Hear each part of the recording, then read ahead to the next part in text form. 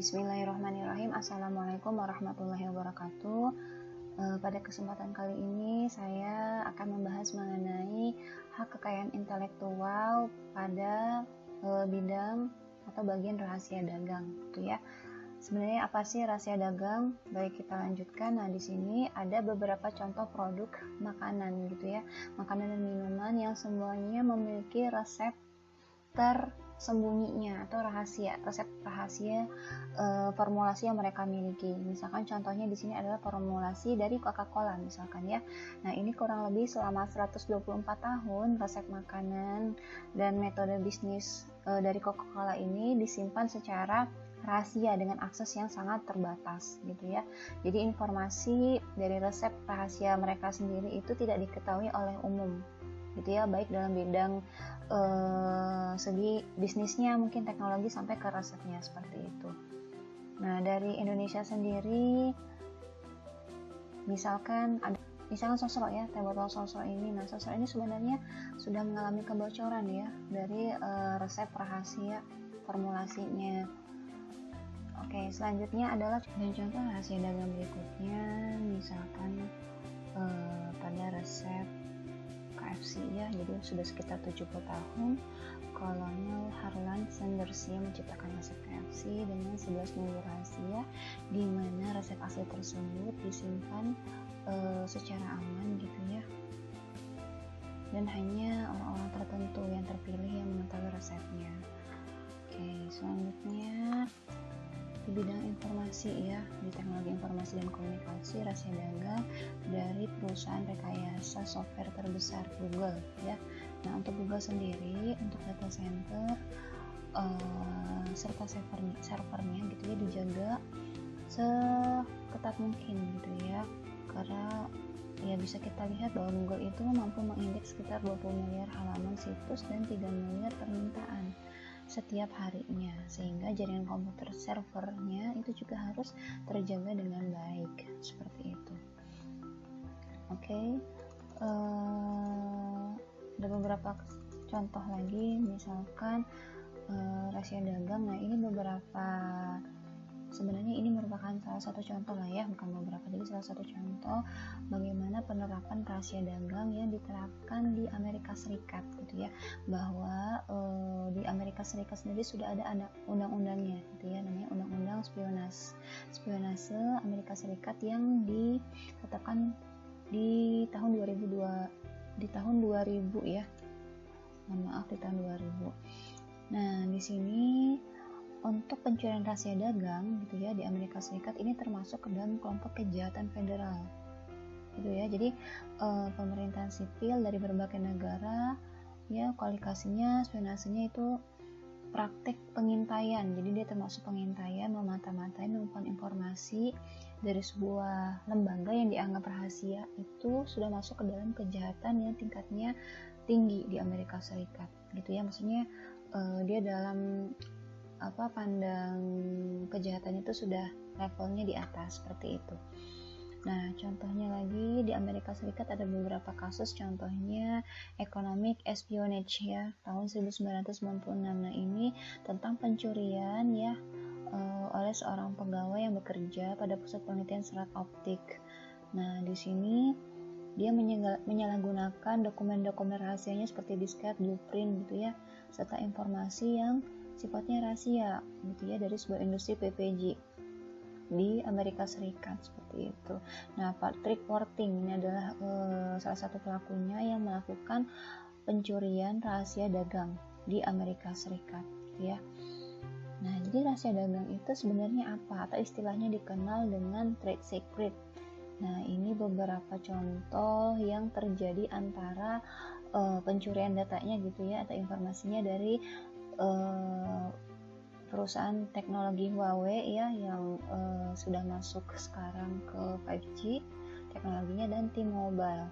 Nah, di sini yang sedang berlangsung gitu ya kasus hukumnya, bahwa perusahaan Huawei dianggap telah mengambil atau mencuri rahasia dari TP teknologi gitu, pencurian mengenai teknologi yang ada pada kalau nggak salah mesin baterai ya di perusahaan T-Mobile. Jadi di sini yang diangkat adalah perusahaan Huawei dituduh gitu ya mencuri resep atau rahasia dagang dari T-Mobile seperti itu. Nah, untuk dasar hukum internasional secara global ini dia masuk ke section 7 artikel 39 paragraph 2 treat tentang protection of undisclosed information. Jadi dia masuk ke dasar hukum TRIP gitu ya. Kemudian untuk undang-undang nasional itu sudah ada dari tahun 2000 pada Undang-Undang Nomor 30 yang isinya ya undang-undang rahasia dagang ini mewajibkan setiap bentuk pengalihan hak dan lisensi rahasia dagang ini dicatatkan pada Direktorat Jenderal Hak Kekayaan Intelektual. Nah, untuk perjanjian perlindungan hukum secara internasional tadi ya sudah berlaku untuk semua anggota Organisasi Perdagangan Dunia atau WTO. Jadi Indonesia juga masuk ke dalam perjanjian TRIP ini.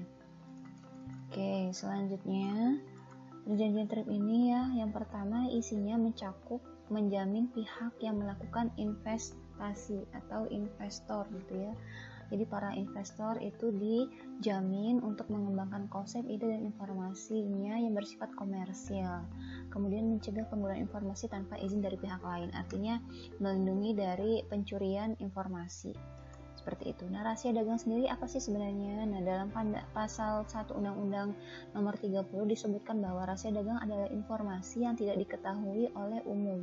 Jadi informasinya itu baik di bidang teknologi ya, bisnis ataupun juga bisnis gitu ya. Nah, mempunyai nilai ekonomi karena berguna dalam kegiatan usaha dan juga dijaga kerahasiaannya oleh pemilik rahasia dagang. Jadi arah untuk rahasia dagang ini lebih ke nilai ekonominya dan bisnisnya seperti itu. Nah, lingkup perlindungan rahasia dagang ini meliputi metode produksi, metode pengolahan, jadi masuk ke dalam rahasia ya, metode penjualan atau informasi lain di bidang teknologi dan atau bisnis yang memiliki nilai sifatnya tetap ya ekonomi.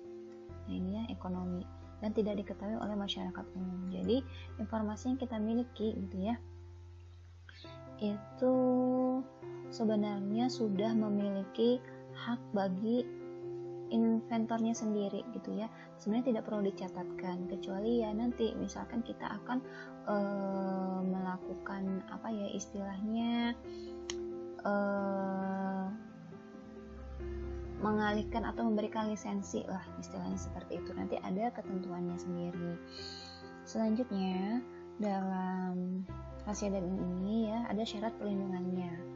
Apa saja yang bisa dikatakan bahwa itu merupakan karya atau sebuah rahasia gitu ya dalam dunia bisnis atau rahasia dagang.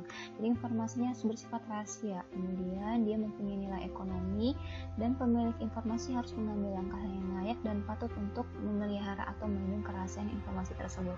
Ya contohnya tadi yang dilakukan oleh Google, misalkan mereka melindungi atau menjaga kerahasiaan dari data center dan server yang mereka miliki. Gitu ya. Atau misalkan dalam produk makanan seperti Coca-Cola yang menyimpan resep rahasianya gitu ya, yang pernah saya baca bahwa resep rahasia atau formulasi dari Coca-Cola itu disimpan dalam suatu ruang yang diberikan keamanan yang ini ya super ketat gitu ya, diberi jeruji besi dan hanya beberapa orang yang benar-benar dipercaya gitu ya yang bisa masuk ke dalam ruang tersebut seperti itu masuk ke dalam syarat perlindungan yang ketiga. Oke. Nah, unsur-unsur rahasia dagang dia harus berupa rahasia dan tidak dapat diketahui oleh masyarakat umum. Kemudian harus ada kewajiban untuk menjaga kerahasiaan dalam arti pemilik informasi telah melindungi sifat kerahasiaan informasi tersebut. Jadi di sini juga tetap harus ada usaha dari para inventornya ya untuk kerahasiaan bisnisnya seperti itu. Nah, apa saja sih yang bisa dilindungi dari rahasia dagang tersebut? Yang pertama ada formulanya, kemudian metode pengelolaan bahan-bahan kimia itu masuknya ke dalam rahasia dagang, daftar konsumen juga, tingkat kemampuan debitur mengembalikan kredit, perencanaan, tabulasi data, informasi teknik manufaktur, rumus-rumus